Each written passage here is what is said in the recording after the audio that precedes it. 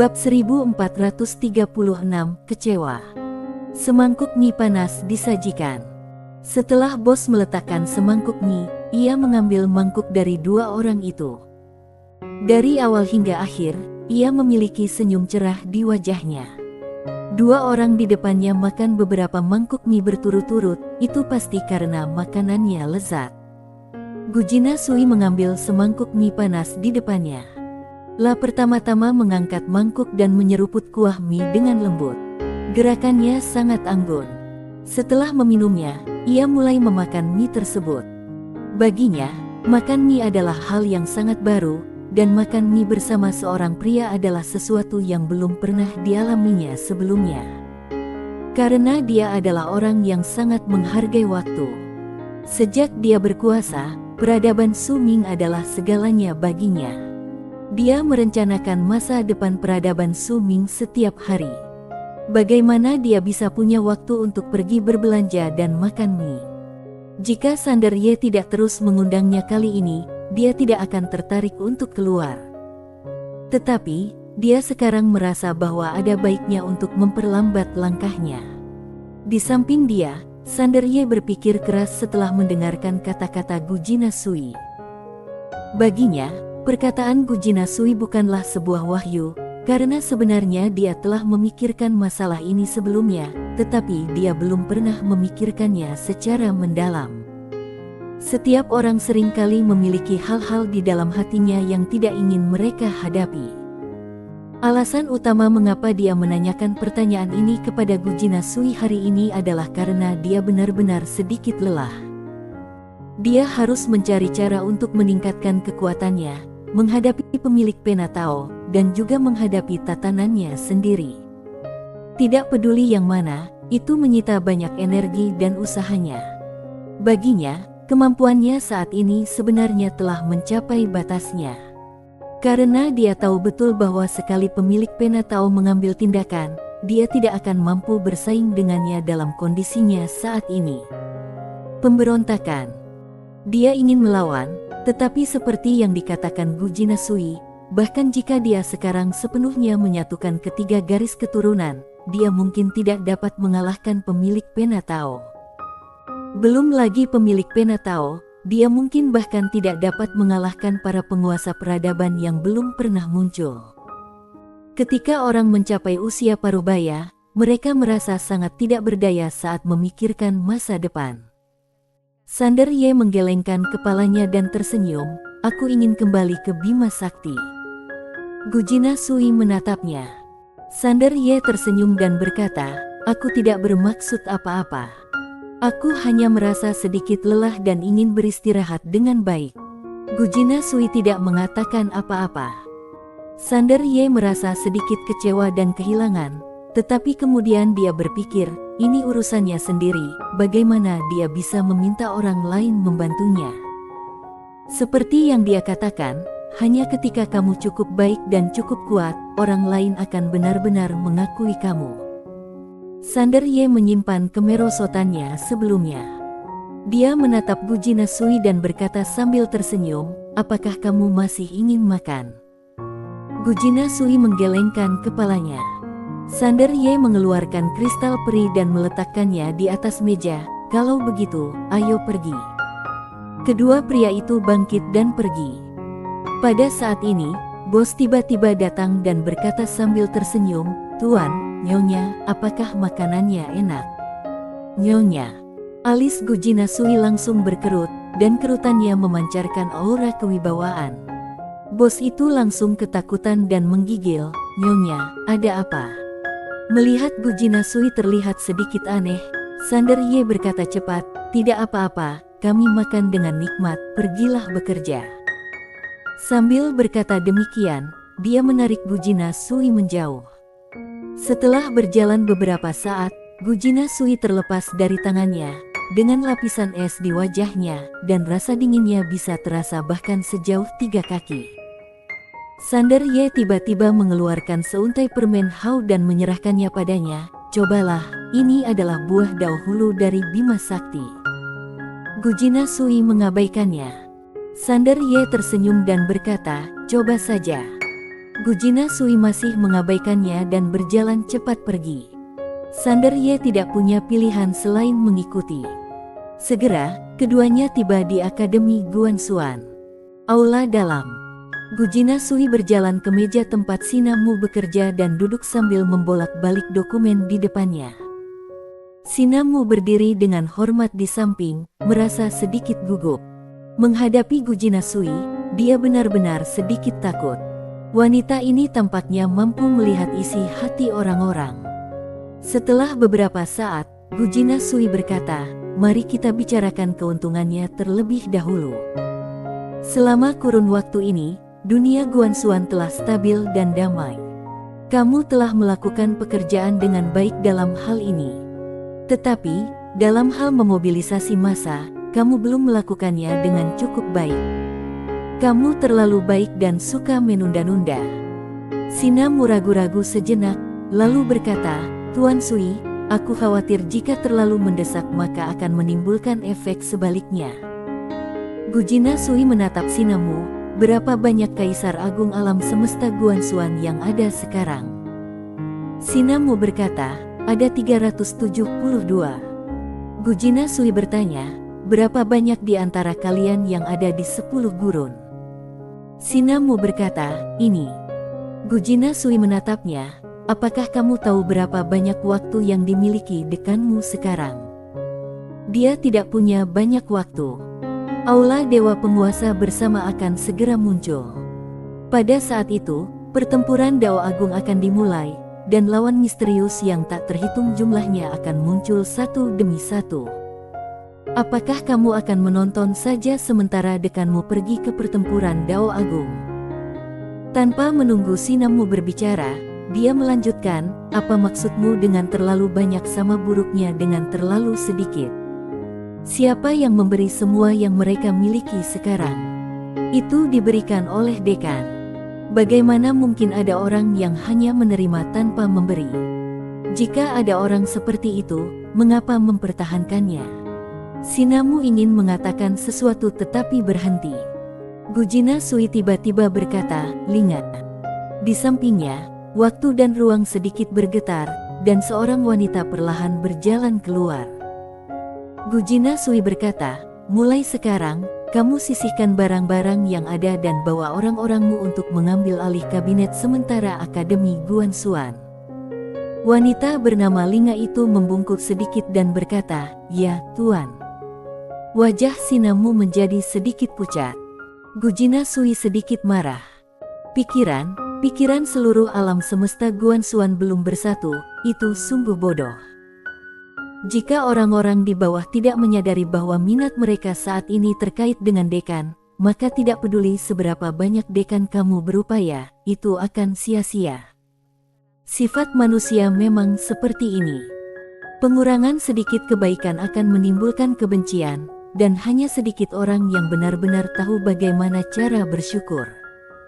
Sina Mu berkata dengan suara gemetar, "Tuan Sui, tolong beri aku kesempatan lagi. Apa yang sedang kamu pikirkan?" Gujina Sui menatap lurus ke arah Sina Mu tanpa ampun, "Apa yang kukatakan kepadamu saat pertama kali bertemu denganmu? Tidakkah kamu menyadari bahwa aku memberimu kesempatan saat itu?" Sina Mu berkata dengan suara gemetar, "Tuan Sui, aku..." Gujina Sui menggelengkan kepalanya, "Bukannya kamu tidak mau melakukannya, tetapi kamu tidak punya kemampuan. Pemikiranmu saat ini masih pemikiran keluarga. Kamu hanya bisa melihat masa kini dan hanya ingin hidup damai. Kamu tidak bisa melihat jauh ke depan, apalagi berdiri dalam perspektif dekanmu. Jika kamu hanya mengelola satu akademi atau satu pemerintahan, itu masih cukup, tetapi jika kamu mengelola seluruh alam semesta, itu jauh dari cukup. Demi dekanmu, aku akan memberimu kesempatan lagi. Mulai sekarang, kamu akan mengikuti orang-orangku untuk belajar. Jika kamu belajar dengan baik, kamu akan tinggal. Jika kamu tidak belajar dengan baik, kamu akan pergi."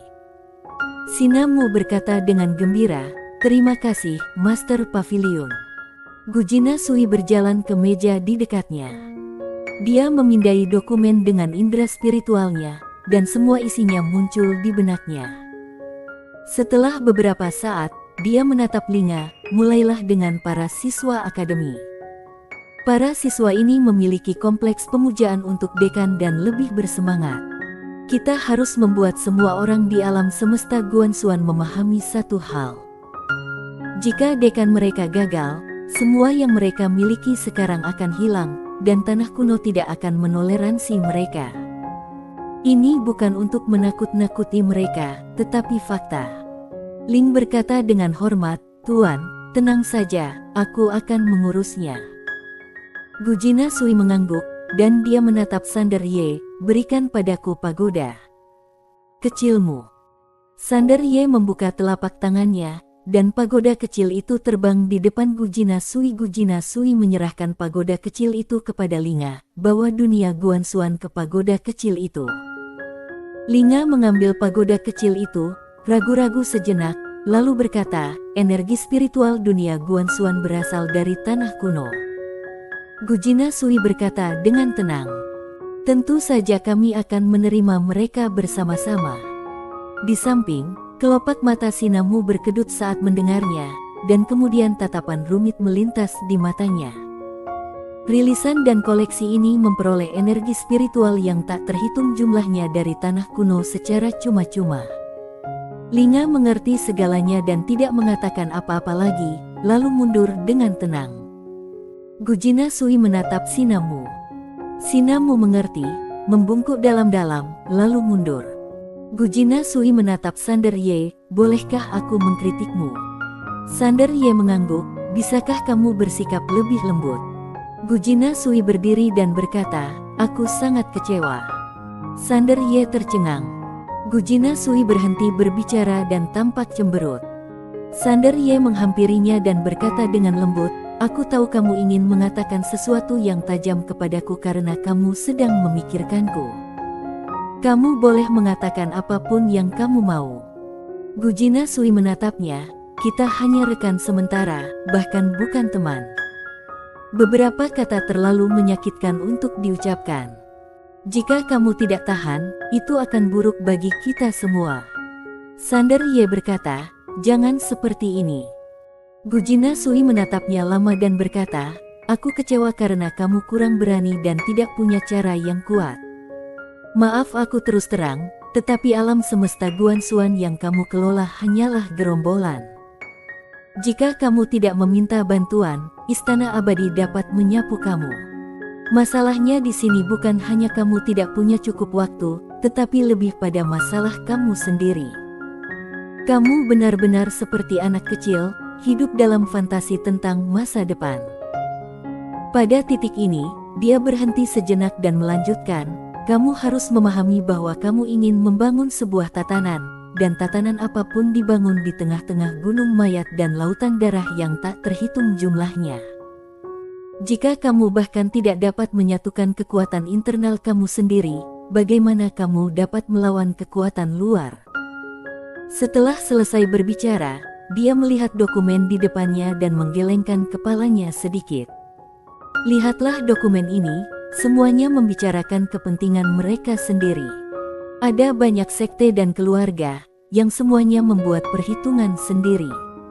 Bahkan tanpa invasi musuh eksternal, dalam waktu 100 tahun paling lama, masalah korupsi internal kamu akan cukup membuat kamu pusing.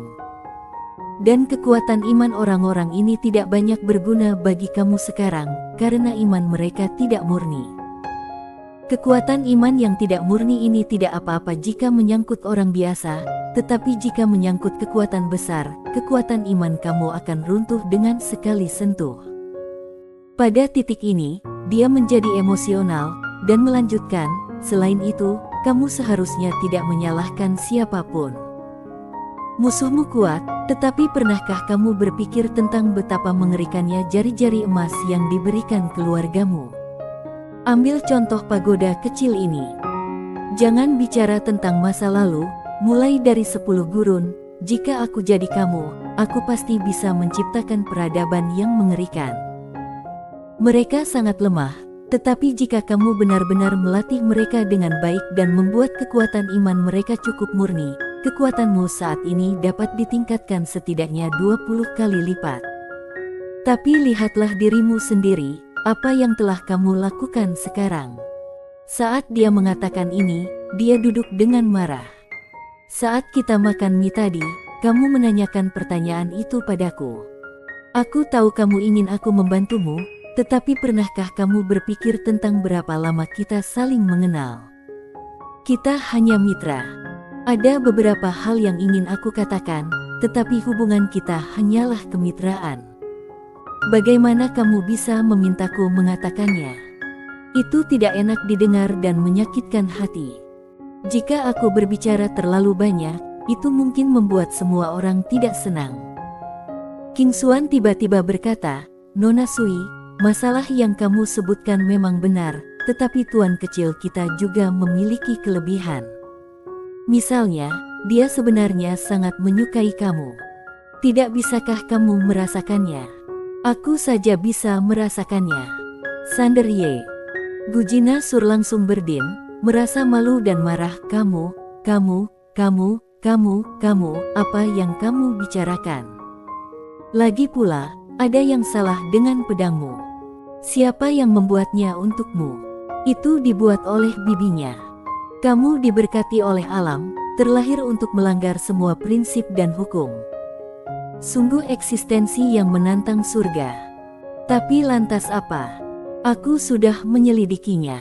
Kamu sudah dihancurkan beberapa kali, kan? King Xuan. Gujina Sui sangat marah mendengar kata-kata King Xuan sehingga dia tampak sedikit bingung, di mana pagoda itu. Keluarkan pagodamu, itu juga bermasalah. Pagoda kecil. Gujina Sui ingin mengatakan sesuatu, tetapi tiba-tiba, wajahnya memerah, dan darah di tubuhnya mulai mengalir deras. Kemudian, semua pakaiannya berubah menjadi abu sedikit demi sedikit. Sander Ye terkejut. Dia berkata cepat, kamu. Itu garis keturunanmu yang misterius. Kamu seharusnya tidak marah. Sebelumnya, garis keturunan iblis gila dan garis keturunan fana hanya menekan garis keturunan misterius untuk sementara, lalu membiarkannya menyerapnya perlahan-lahan. Tetapi sekarang, begitu dia marah, darahnya mendidih, dan garis keturunan misterius itu langsung terbangun. Sander Ye melambaikan lengan bajunya dan menutup lapangan. Dia dengan cepat memeluk Gujina Sui dan bertanya dengan gugup, bisakah kamu menahannya? Alis Gujina Sui berkerut erat, tubuhnya seperti kejang, dan kulitnya mulai bernanah sedikit demi sedikit. Karena jaraknya terlalu dekat, pakaian di tubuhnya terbakar berkeping-keping oleh kekuatan garis keturunan misterius itu. Sander Ye cepat-cepat menempelkan dahinya ke dahi wanita itu, cepat, mari kita bergabung. Sambil berkata demikian, dia melepaskan indera spiritualnya. Gujina Sui memalingkan kepalanya dengan keras kepala, tidak. Bang. Sander Ye menepuk pantatnya dan berkata dengan marah, sudah saatnya, jangan marah lagi, cepatlah. Gujina Sui melotot ke arahnya, matanya penuh amarah. Sander Ye tahu bahwa dia hanya akan menanggapi kata-kata yang lembut dan tidak akan menanggapi kata-kata yang keras, jadi dia berkata dengan lembut, maaf, tolong jangan marah. Aku tidak akan membuatmu marah lain kali. Gujina Sui menatapnya dengan gugup hingga butiran keringat muncul di dahinya. Jantungnya berdebar kencang.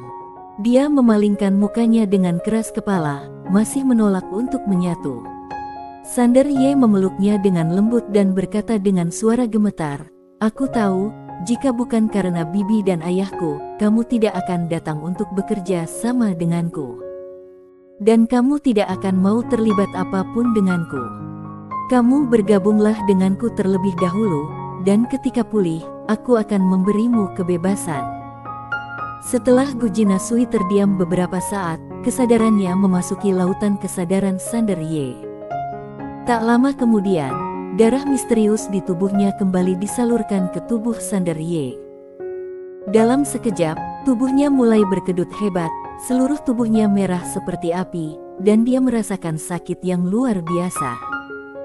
Sander Ye menahan rasa sakit yang hebat, dan dengan lembut membelai Gujina Sui dengan tangan kanannya. Dalam sekejap, sebuah gaun menutupinya, dan dia berguling ke samping kesakitan, menjauh darinya, karena saat ini, keinginannya adalah yang terlemah. Dia tidak dapat menahan garis keturunan iblis gila dan darah misterius, dia mungkin melakukan apa saja. Gujina Sui perlahan menoleh untuk melihat Sander Ye yang tengah kejang-kejang kesakitan tidak jauh darinya, dan pandangannya tiba-tiba menjadi sedikit kabur. Bersambung.